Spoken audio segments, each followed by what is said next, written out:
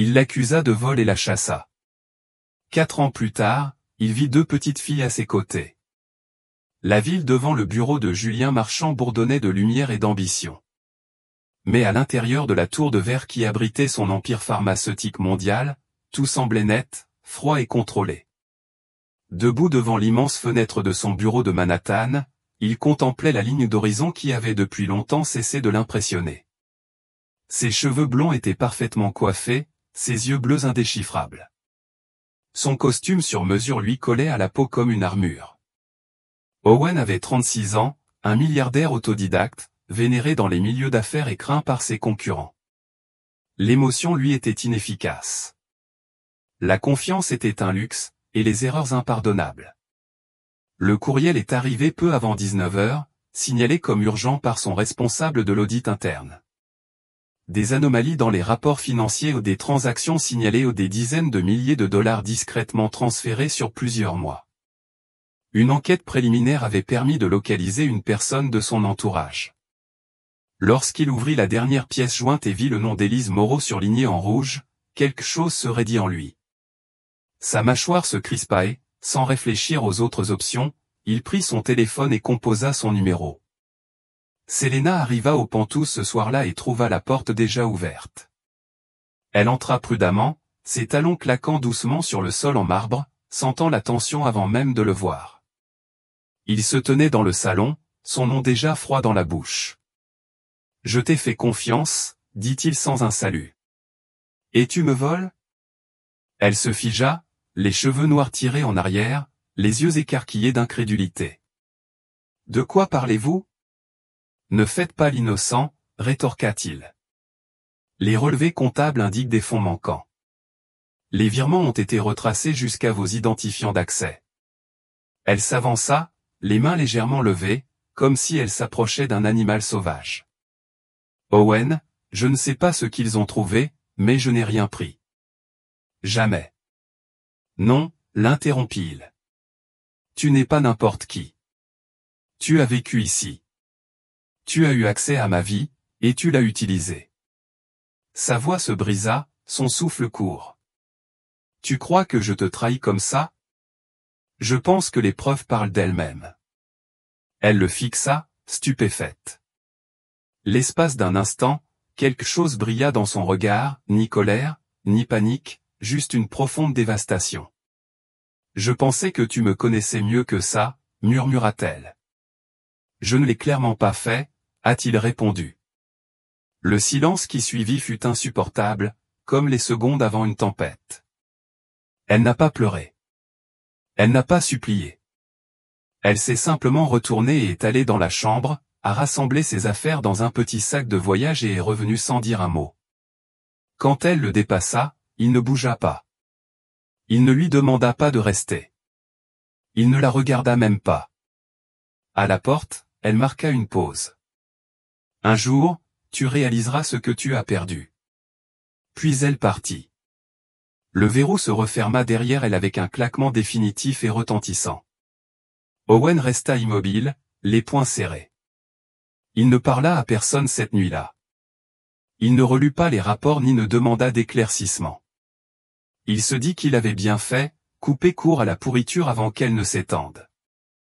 Mais quelque chose n'allait pas la culpabilité, mais quelque chose de plus froid, de plus lourd, quelque chose comme le silence. Ce qu'il ignorait, c'est que Selena n'était pas partie avec une simple valise ce soir-là. Elle était partie avec 2 vies en elle, encore petite et silencieuse, grandissant sous son cœur. Et au moment où il en viendrait à se demander ce qui s'est réellement passé, il serait déjà trop tard pour empêcher l'histoire de se dérouler. Des années avaient passé, mais Owen ne s'était jamais autorisé à revivre cette nuit. Il l'avait enterrée comme il enfouissait tout ce qui le rendait incertain, sous ses réussites, ses résultats trimestriels et ses projets sans fin. Le nom de Selena n'a jamais traversé ses lèvres, ni en public, ni en privé. À la connaissance du monde, elle avait disparu, et Owen était passé à autre chose. Mais quelque chose dans le silence qu'elle avait laissé derrière elle n'avait jamais cessé de le suivre pas complètement. Cela persistait dans les espaces qu'elle avait l'habitude de remplir dans le côté intact du lit, dans la musique qu'elle écoutait autrefois le matin, dans la façon dont il ne laissait plus personne s'approcher. Au début du printemps 2025, Owen était à Boston pour un gala d'entreprise représentant l'expansion de son entreprise dans la recherche biotechnologique. C'était le genre d'événement auquel il avait assisté des centaines de fois, des conversations guindées, du vin cher, des compliments prévisibles de la part de personnes qui avaient besoin de sa signature. Après 3 heures de sourires polis et de discours répétés, il s'est éclipsé plus tôt que prévu et s'est dirigé seul vers le trottoir, téléphone à la main, prêt à appeler son chauffeur. C'est à ce moment-là qu'il l'a vu. Selena se tenait sous la lueur d'un lampadaire à quelques mètres de là, essayant de sortir un jouet de son sac tandis que 2 petites filles s'accrochaient de chaque côté d'elle. Au début, Owen resta figé, pensant que la ressemblance lui jouait un tour. Mais ce n'était pas une erreur. C'était elle. Sa posture, la forme de son visage, la douceur avec laquelle elle s'agenouillait pour remonter la fermeture éclair d'une des vestes des filles, c'était indéniablement elle. Et les enfants, ils avaient environ 3 ans, peut-être un peu plus, identiques, petits, riants, serrant des animaux en peluche. Tous deux avaient de douces boucles blondes et de grands yeux bleus, ses yeux bleus. Ils ne bougeaient pas. Ils ne pouvaient pas. Le monde autour de lui s'assombrit tandis qu'il fixait le paysage. Son souffle se bloqua quelque part entre ses poumons et sa gorge. L'une des filles leva les yeux et le fixa du regard pendant une brève seconde. Elle cligna lentement des yeux, curieuse, puis se tourna vers sa mère sans un mot. Selena se redressa et suivit le regard de sa fille. Leurs regards se croisèrent. Elle ne haleta pas. Elle ne trébucha pas. Elle le fixa simplement d'un air calme et indéchiffrable, comme si elle se préparait à ce moment et en avait déjà fini avec lui. Owen ouvrit la bouche, mais aucun mot ne sortit. Avant qu'il ne puisse trouver quoi que ce soit à dire, Selena fit doucement monter les filles dans un taxi à proximité. Elle ne s'est pas précipitée. Elle n'a pas regardé en arrière. La portière de la voiture se referma avec un bruit sourd. Un instant plus tard, le taxi s'éloigna dans la nuit. 2 petits visages pressés contre la fenêtre, regardant la ville devenir floue autour d'eux. Owen resta figé, complètement immobile, tandis que les gens le dépassaient sur le trottoir, inconscient que son monde venait de basculer. Il ne savait pas combien de temps il était resté là avant que son chauffeur ne s'approche et ne lui demande s'il était prêt à partir. Il hocha lentement la tête, les yeux toujours fixés sur la rue où le taxi avait disparu. Quelque chose en lui, quelque chose qu'il avait enterré 4 ans auparavant venait de refaire surface. Et il savait, sans avoir besoin de personne pour le confirmer, qu'il venait de voir ses filles pour la première fois.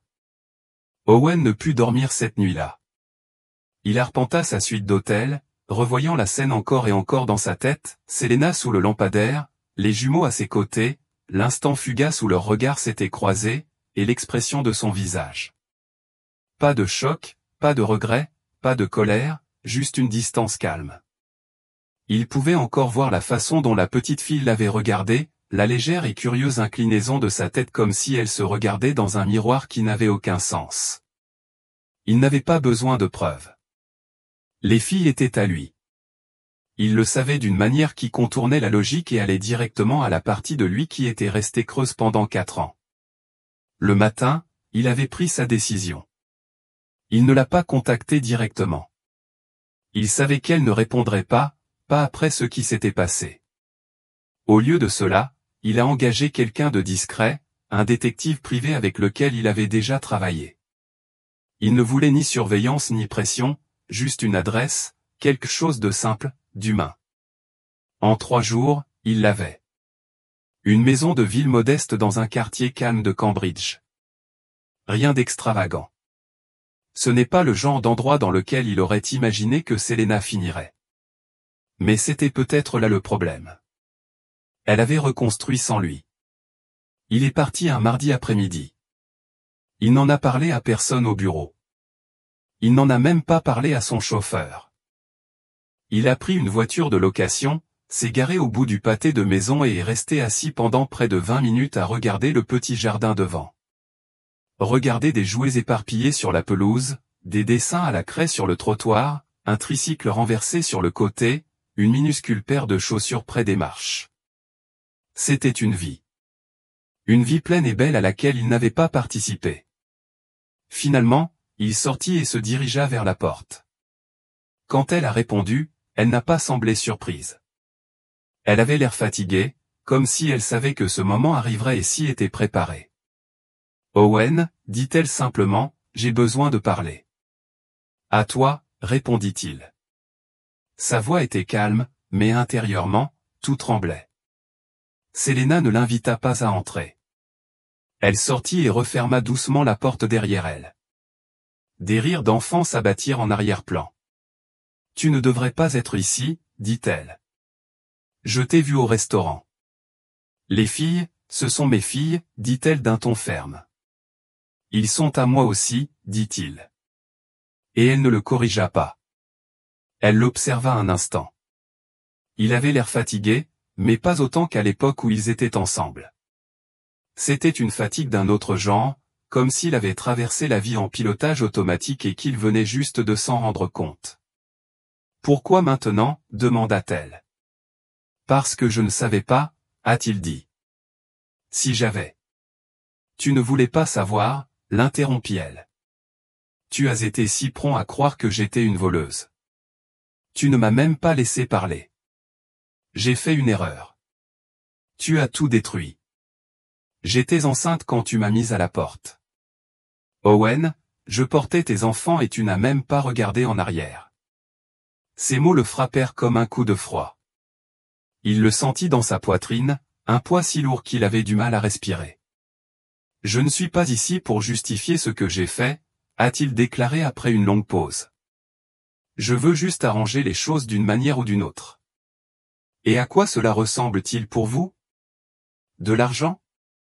Des avocats? Un communiqué de presse? Non.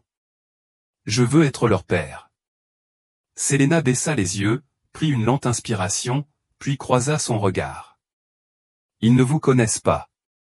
Ils n'ont jamais entendu votre nom. Vous ne pouvez pas simplement entrer et revendiquer un titre que vous n'avez jamais mérité. Alors, laisse-moi le mériter, dit-il d'une voix basse, presque un murmure. Laisse-moi commencer. Elle ne répondit pas tout de suite. La porte derrière elle grinça légèrement, et une des filles jeta un coup d'œil. Selena se retourna et la fit doucement rentrer. Quand elle se tourna vers Owen, son visage s'était légèrement adouci. Je ne promets rien, mais si tu veux vraiment faire ça, commence par eux, pas par moi. Je comprends. Et Owen, ajouta-t-elle d'une voix soudain plus aiguë, ne fais pas les choses à moitié. Si tu entres, tu restes. Il hocha lentement la tête, la gravité de ce qu'elle voulait dire s'installant dans ses os. Ce n'était pas un geste. Ce n'était pas quelque chose à régler par un chèque ou des excuses. S'ils voulaient faire partie de leur vie, ils devaient le mériter avec du temps, de la présence, de la patience. Elle recula vers la porte. Reviens samedi. On sera à l'aire de jeu à 2 pâtés de maison. À 10 heures. Avant qu'il ne puisse répondre, elle se glissa à l'intérieur de la porte, la fermant derrière elle. Owen resta là un long moment, immobile, fixant l'endroit où elle venait de se trouver. Pour la première fois depuis 4 ans, il ressentit quelque chose d'inhabituel, l'humilité. Et sous-jacente, une lueur d'espoir.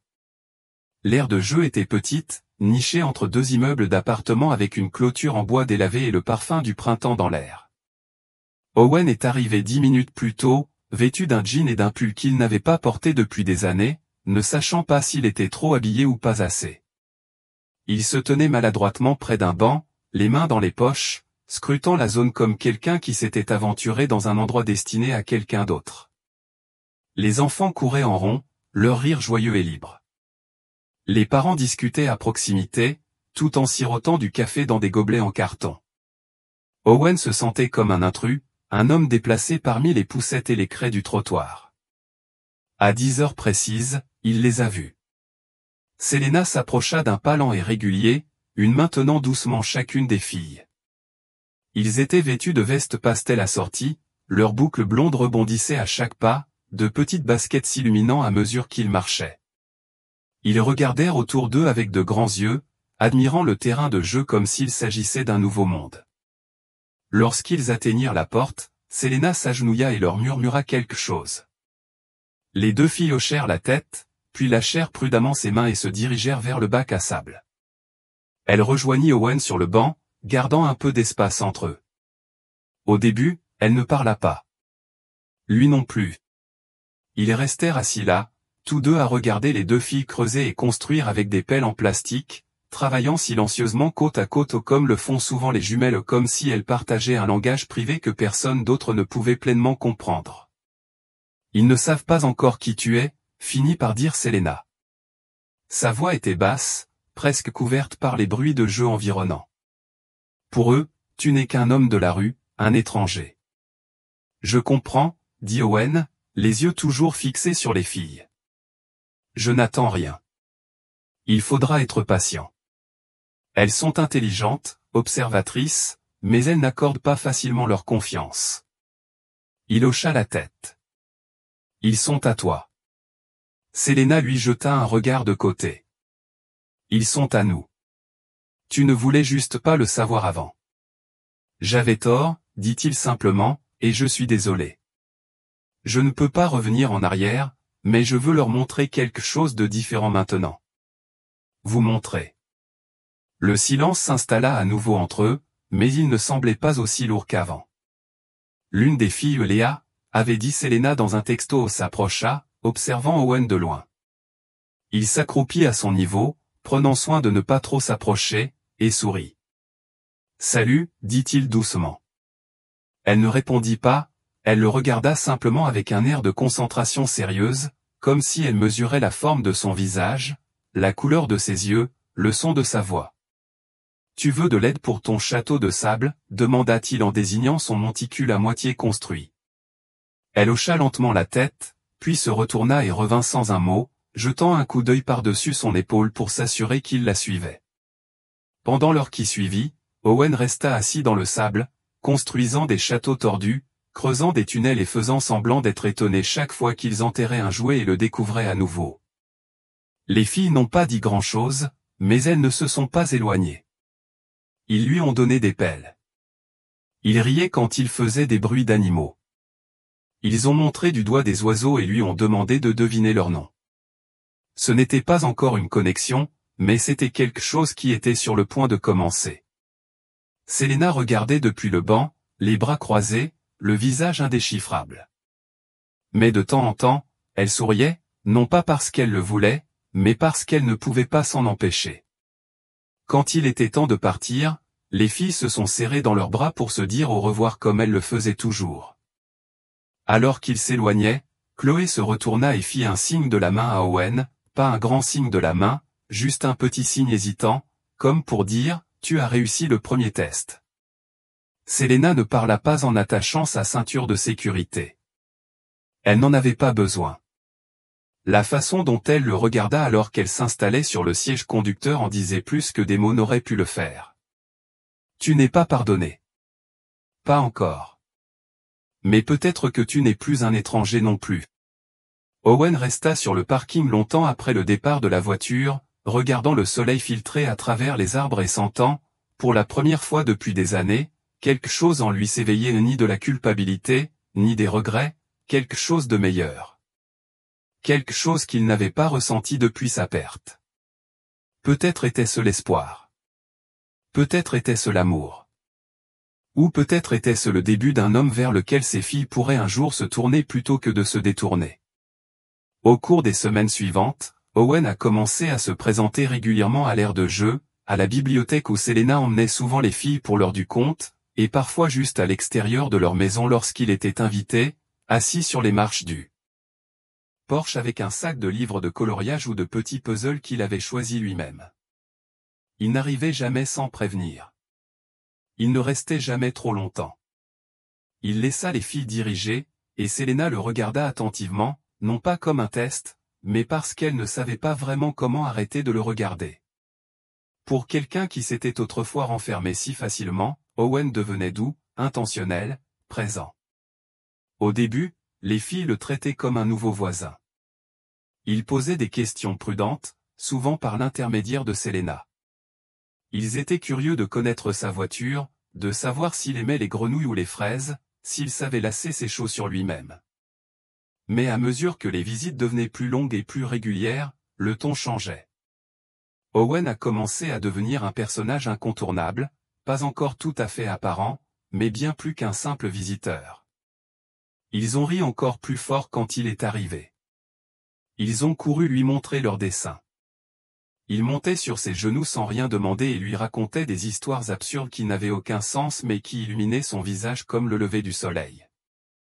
Puis est venue la conversation sur les droits légaux. Owen n'en a pas parlé. Selena l'a fait. Ils étaient assis sur son porche arrière pendant que les filles faisaient la sieste à l'intérieur. Le babyphone entre-bourdonne doucement. Un doux vent printanier faisait bouger les rideaux derrière la porte moustiquaire. « Tu dois figurer sur leur certificat de naissance », dit-elle simplement. Il cligna des yeux, surpris. « Je ne m'attendais pas à ce que tu dises ça. »« Je ne le fais pas pour toi, » dit-elle. « Je le fais parce qu'ils vont bientôt commencer à poser des questions. De vraies questions sur où tu étais, pourquoi tu n'étais pas là, qui ils sont.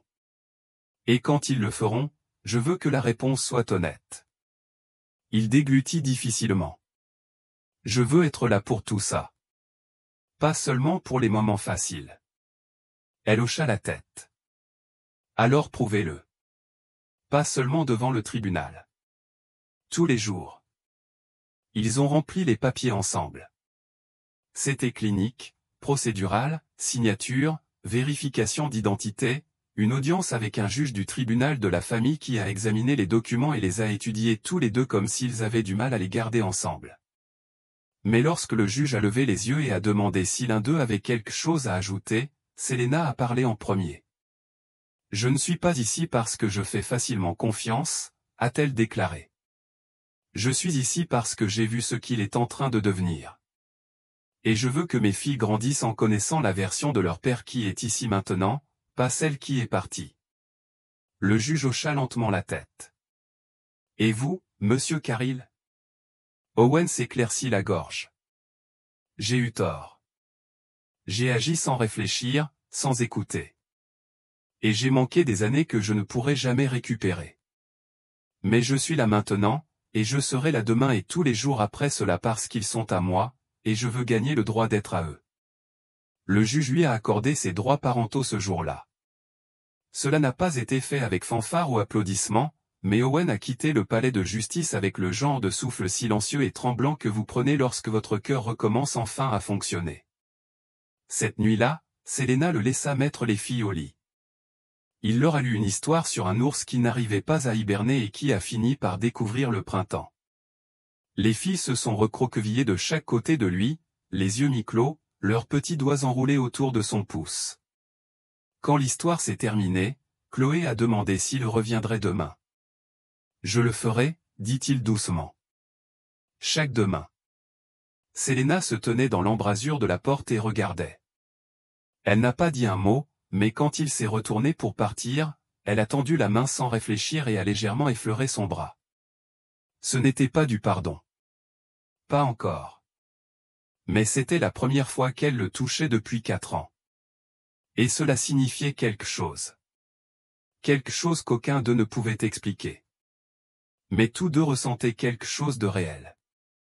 Quelque chose de fragile. Quelque chose qui commence. La pluie tombait à un rythme régulier cet après-midi-là, tapotant contre les fenêtres du bureau d'Owen alors qu'il regardait fixement l'écran de son ordinateur. La ville en contrebas était floue et grise, et pour une fois, le travail ne pouvait pas le distraire. Ses pensées étaient mêlées à des souvenirs qu'il avait repoussés trop longtemps. Cela faisait presque 2 mois que le tribunal avait reconnu ses droits parentaux et tout avait changé. Les filles l'appelaient désormais papa sans hésitation. Ils ont fait des dessins de lui et se sont jetés dans ses bras à son arrivée. Mais quelque chose persistait entre lui et Selena. Quelque chose de non résolu. Et cela lui fit un signe de tête plus doucement que la culpabilité mais plus profond que le regret. Une semaine plus tard, Selena apparut à l'improviste à son bureau. Elle semblait fatiguée, mais pas bouleversée. Elle entra, un dossier à la main, avec une expression étrange sur le visage, mi-hésitation, mi-résolution. Owen se leva dès qu'il la vit, la gorge serrée. Elle ne s'assit pas. Elle posa simplement le dossier sur le bureau et le poussa vers lui. « Je les ai retrouvés en fouillant dans de vieilles affaires, dit-elle doucement. Elles datent de la nuit où tu m'as accusé. » Il hésita, puis ouvrit lentement le dossier. À l'intérieur se trouvaient des copies de notes internes de l'entreprise, des journaux signés et une série de courriels imprimés détaillant une erreur technique impliquant un autre employé. Il parcourut les documents du regard, et la vérité le frappa comme un coup de poing dans le ventre. Selena n'avait rien pris. La disparition des fonds résultait d'un malentendu et d'une erreur administrative dissimulée par quelqu'un d'autre pour protéger son emploi. Les preuves étaient là, claires et accablantes, non pas contre elle, mais contre le système en qui il avait plus confiance que contre la femme qu'il aimait. Son souffle se bloqua dans sa gorge alors qu'il levait les yeux vers elle. « Pourquoi ne m'as-tu pas montré ça avant ?» Elle croisa les bras, sans se défendre. Sa voix était calme, posée. « Parce que tu n'as rien demandé. Parce que tu n'as pas écouté. Et si je t'avais remis ces papiers ce soir-là, est-ce que ça aurait changé quelque chose ?» Owen ouvrit la bouche, puis la referma. La vérité planait entre eux, trop amère pour des excuses. « Je les ai sauvés, » continua-t-elle. « Non pas pour te prouver le contraire, mais parce qu'une partie de moi a toujours espéré que tu t'en rendrais compte tout seul. » Il s'assit lentement, le poids de ce qu'il avait fait s'installant plus profondément qu'avant. Il ne s'agissait pas seulement de garde, de droit, ni même des années perdues. Il s'agissait de confiance, celle qu'on ne peut pas reconstruire avec des ordonnances judiciaires ou des visites programmées. C'était le moment où il avait choisi la peur plutôt que la foi en quelqu'un qu'il prétendait aimer. « J'avais peur, » dit-il finalement en peur d'avoir tort, d'être utilisé. J'ai laissé cette peur tout détruire. Selena le regarda et, pour la première fois depuis longtemps, il vit la douleur derrière sa force. Ni amertume, ni ressentiment, juste un épuisement silencieux. J'ai dû construire ma vie à partir de rien, dit-elle, tout en portant seule 2 bébés. Savez-vous ce que ça fait ? Être accusé de quelque chose d'impardonnable et ne pas avoir de confiance en soi. Je ne peux pas y remédier, dit-il à voix basse. Mais je te jure que je ne douterai plus jamais de toi. Elle hocha lentement la tête. Puis, au bout d'un moment, elle se retourna pour partir. Avant d'atteindre la porte, elle marqua une pause. Les filles nous observent, dit-elle doucement. Si on veut qu'elles sachent à quoi ressemble l'amour, il faut leur montrer, même si on est encore en train de le découvrir. Puis elle disparut, laissant la porte osciller doucement derrière elle. Owen resta assis là pendant un long moment, les yeux fixés sur le dossier qui avait le pouvoir de tout changer aussi seulement il avait pris la peine de le lire 4 ans plus tôt. Mais à ce moment-là, il a compris quelque chose qu'il n'avait pas compris auparavant. La rédemption ne consistait pas seulement à être présent. Il s'agissait d'assumer la responsabilité, non pas du résultat, mais de la blessure. Ce soir-là, il n'apporta pas de cadeau aux filles. Il apporta une lettre manuscrite pour Selena non pas pour s'excuser à nouveau, mais pour dire toute la vérité sur sa peur, son échec et combien il était prêt non seulement à être père, mais à devenir quelqu'un digne de la vie qu'il avait failli perdre. L'été est arrivé doucement, et avec lui est venu un rythme que ni Owen ni Selena ne s'attendaient à ressentir à nouveau. Les filles cherchaient désormais Owen aussi naturellement que Selena. Leur journée était rythmée par des jeux, des questions et de petits rituels qui rendaient sa présence permanente. Il avait loué une petite maison de ville à 10 minutes de chez eux, non pas par nécessité, mais parce qu'il voulait que les filles se sentent proches de lui. Assez près pour être présent à l'heure du compte, pour aller chercher les enfants à l'école maternelle, pour les jours où l'une d'elles se réveillait avec de la fièvre et avait juste besoin d'être prise dans ses bras. Owen, autrefois connu uniquement pour ses bureaux en hauteur et son contrôle dans les salles de conseil, passait désormais des après-midi entiers à assembler des maisons de poupées, à préparer des biscuits mal cuits et à chanter des berceuses terriblement fausses. Selena, prudente par nature et par habitude, ne résistait plus à son intervention. Mais elle ne cédait pas non plus trop vite. Elle l'observait avec une attention discrète, observant sa constance, sa patience, sa façon de réagir face à leur fille lorsque la situation était compliquée, bruyant tout simplement humaine. Elle remarqua qu'il ne prenait plus jamais son téléphone en leur compagnie. Assis sur de minuscules chaises en plastique, il écoutait leurs histoires absurdes comme si c'étaient les mots les plus importants de leur vie. Il ne jouait pas à la paternité. Il le devenait. Parfois, Selena restait dîner. Au début, c'était pour des raisons pratiques, timing, logistique, commodité. Puis le moment s'est prolongé un peu plus longtemps. Elle a aidé à ranger. Elles ont partagé un café. Elles ont parlé prudemment des filles, de leur journée, finalement, doucement, du passé. Il ne s'est pas défendu. Elle n'a pas accusé. Ils ont simplement laissé l'air se calmer entre eux, avec la vérité qu'aucun d'eux n'avait dite à voix haute depuis des années. Un soir, après que les filles se soient endormies dans leurs lits jumeaux assortis, Selena s'attarda sur le pas de la porte. La maison était silencieuse, à l'exception du bourdonnement de la veilleuse et du doux bruit de leur respiration. Owen se tenait à côté d'elle, les bras croisés, son expression douce d'émerveillement. Elle dit qu'elle rêve de château maintenant, murmura Selena en désignant Chloé d'un signe de tête. De grands châteaux avec des fenêtres qui touchent le ciel. Je pensais qu'elle ne voulait que des réponses de ma part, murmura Owen. Mais ce sont des histoires. Elles veulent des histoires. Selena se tourna vers lui, son visage indéchiffrable. Ils te veulent, mais ils veulent aussi de la sécurité, de la constance. Ta présence, pas seulement maintenant, mais toujours. Je le serai, dit-il. Quoi qu'il en coûte. Elle hocha lentement la tête, et pendant un instant, l'espace entre elles ressemblait moins à une frontière qu'à un début. Plus tard dans la semaine, Chloé est montée sur ses genoux et lui a demandé pourquoi il ne vivait pas dans la même maison qu'eux. Sa voix était curieuse, pas triste, mais la question le frappa profondément. Il n'a pas répondu tout de suite. Puis Selena, assise de l'autre côté de la pièce en train de plier du linge, leva les yeux et répondit doucement. Parfois, les adultes ont besoin de temps pour comprendre où se trouve leur véritable maison.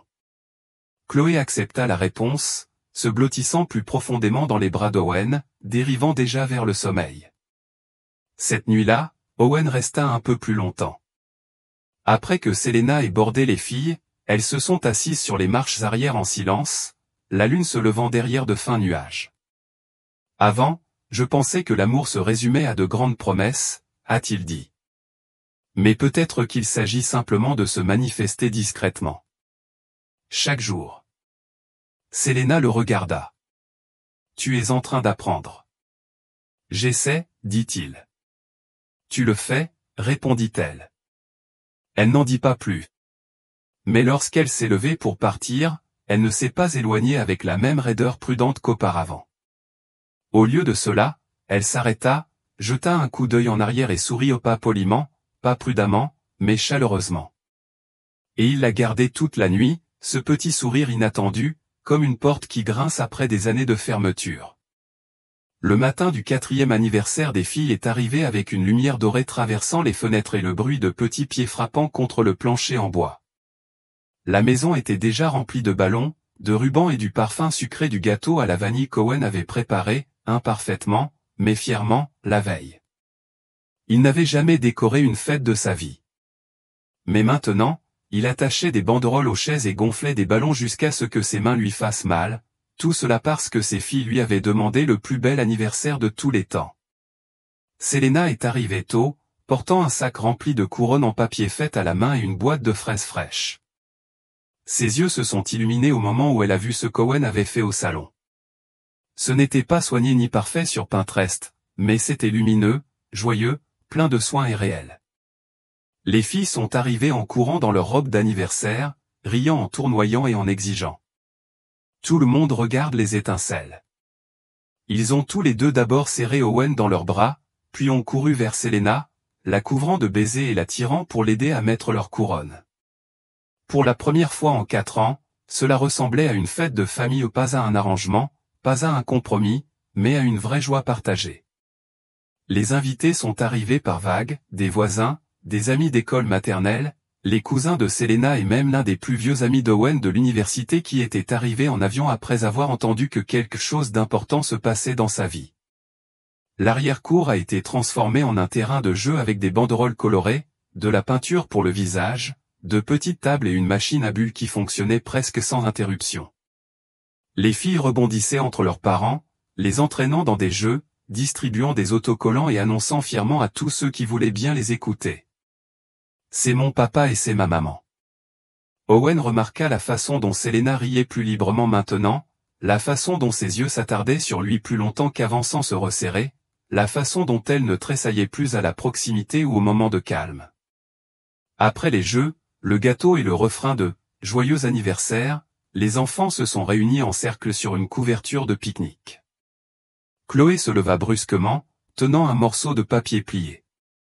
Quelque chose dans l'oreille de sa sœur, qui hocha la tête solennellement. « Nous avons fait un vœu », annonça Chloé en serrant le papier à deux mains. « C'est pour maman et papa. » Léa s'est approchée d'elle et a ajouté « C'est très important. » Owen et Selena échangèrent un regard, mais ne dirent rien. Ils attendirent. Chloé ouvrit soigneusement le journal et, avec le sérieux que seul un enfant de 4 ans pouvait manifester, lut à haute voix « Nous souhaitons que maman et papa vivent ensemble dans la même maison pour que nous n'ayons plus à nous dire au revoir. » La cour resta silencieuse un instant. Certains parents riaient doucement, émus, tandis que d'autres détournaient le regard pour laisser place à quelque chose de si personnel et de si brut. Le cœur d'Owen se serra. Il regarda Selena, qui cligna rapidement des yeux pour ne pas pleurer. Plus tard, après la fin de la fête et le départ des derniers invités, Owen et Selena s'assirent à la table de la cuisine, la maison redevenue silencieuse. Les filles s'étaient endormies côte à côte dans un fort de fortune construit à partir de coussins de canapé et de couvertures. Owen tenait le papier de vœux dans sa main, le lissant avec son pouce. « Je ne leur ai pas demandé d'écrire ça, » dit-il doucement. « Je sais, » répondit Selena. « C'est ce qu'ils veulent. »« Et toi ?» demanda-t-il sans la regarder. Elle prit une longue inspiration, ses doigts traçant le bord de sa tasse à café. « Je n'aurais jamais cru qu'on se remettrait de ce qui s'est passé. Mais en te voyant avec eux, en te voyant devenir cet homme, je me dis qu'on n'a peut-être pas tout perdu. On a peut-être juste fait une pause. » Il leva les yeux vers elle. Son visage ne lisait aucune peur, aucune distance, seulement de la clarté et une douceur, comme une acceptation silencieuse. « Je ne demande pas tout, » a-t-il déclaré. « Pas aujourd'hui. Juste une chance de développer ce qu'il voit en nous. » Selena se leva et se dirigea vers le salon, où les filles étaient allongées, emmitouflées dans leur couverture, les mains jointes même dans leur sommeil. Elle lança doucement par-dessus son épaule, « Alors, il est peut-être temps qu'on arrête de vivre dans 2 maisons. » Owen ne bougea pas immédiatement. Il la regarda simplement, le cœur battant la chamade non pas de panique, mais d'une douceur plus grande, la certitude. Il se leva, s'approcha d'elle et, ensemble, ils regardèrent leur fille, les 2 petites personnes qui les avaient tirées du bord et leur avaient appris sans le savoir à réessayer. Il n'y a pas eu de grand discours, pas de baiser, pas de moment cinématographique, juste 2 personnes debout près l'une de l'autre, enfin prêtes à partager le poids du passé et la promesse de ce qui pourrait encore être. C'était calme et c'était suffisant. La fin de cette histoire est puissante par sa quiétude. Elle ne repose ni sur des rebondissements dramatiques ni sur une réconciliation parfaite. Elle gagne en profondeur grâce à la croissance émotionnelle, à l'humilité et au choix de reconstruire ce qui a été brisé. La transformation d'Owen n'est pas soudaine. Elle est lente, réelle et profondément humaine.